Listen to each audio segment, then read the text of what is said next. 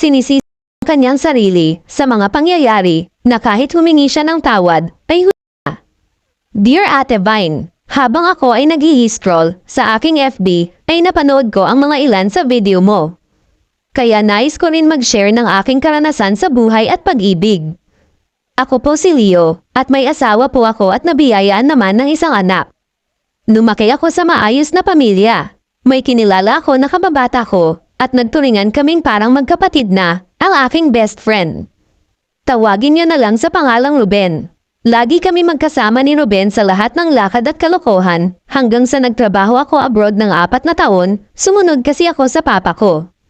Pagbalik ko ng Pinas, nagkita kami ni Ruben at na-miss namin ang isa't isa. At the time meron po siyang girlfriend, si Monique, maganda at simpleng babae. Kaya sa mga lakad namin ni Ruben ay lagi namin nakakasama si Monique. Fast forward, sa madaling sabi, na in love ako kay Monique, ganon din siya sa akin. Nahuli kami ng best friend ko na nagalit siya sa amin, hindi na niya kami kinausap pa, nabalitaan na lang namin na nag-abroad na si Ruben. Kami naman ni Monique ay nagpatuloy ng aming relasyon, makalipas ng 6 na buwan, nagpakasal na kami. Masaya naman ang aming pagsasama. Walang nagbago, hanggang sa makalipas ang 2 taon. Sinabi sa akin, nga magulang ni Ruben na wala na siya, sa isang sakit.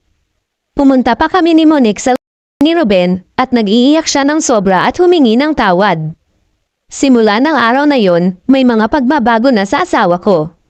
Malimit siyang nanaginip, at tinatawag niya ang pangalan ni Ruben, pero pag tinatanong ko siya, ano na panaginipan niya, wala daw.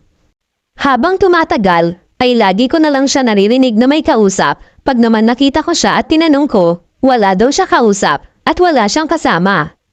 Palagi ko yon nahuhuli na ganon, at lumalala na siya. Isang umaga may kausap ako sa phone, then saglit lang yon, bigla na lang siyang lumapit sa akin, at galit na galit, sino daw ang kasama kong babae, bakit ko daw siya niloko, wala naman akong kasama, ako lang. Palagi din siyang umiiyak, nahihirapan akong i-comfort siya.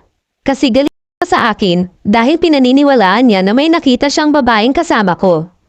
After that, one night pag-uwi ko ng bahay, hindi pa ako napasok ng pinto, may kausap na naman siya.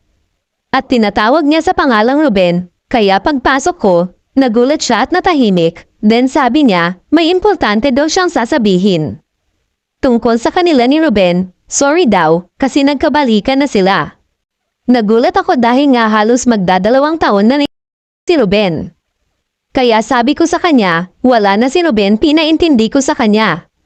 Iyak siya na iyak, kasama lang daw niya si Ruben sa kwarto. Pa raw sa kanila. At nagkakausap, pag wala ako. Simula nung sinabi ko, hinahanap niya si Ruben. Kaya dinala ko na siya sa doktor. Sabi ng doktor dumaranas siya sa matinding inumation, emotional depression, kaya lahat ng nasa isip niya, akala niya totoo. Dahil din sa sinisi niya ang sarili niya sa pagkakita ni Ruben. Dinala ko siya sa tod ni Ruben, doon iyak pa rin siya ng iyak. Sige pa rin ang paghingi niya ng tawad, pati ako rin ay ganon na rin. Humingi na rin ako ng tawad sa best friend ko, at nangakong aalagaan ko ang asawa ko kahit anong mangyari. Nagpunta rin kami sa mga magulang ni Ruben, para humingi na rin ulit ng tawad. Pinatawad naman na kami matagal na, umaten pa nga sila sa aming kasal, at naging ninang at ninong pa. Hindi ko iniwan si Monique, inintindi ko. Inalagaan ko, hanggang makarecover siya. Umabot din ng 4 na taon. Bago niya malagpasan ang pagsubok na yon sa aming pagsasama. Hanggang sa pinaramdam na rin niya sa akin na mahal niya ako.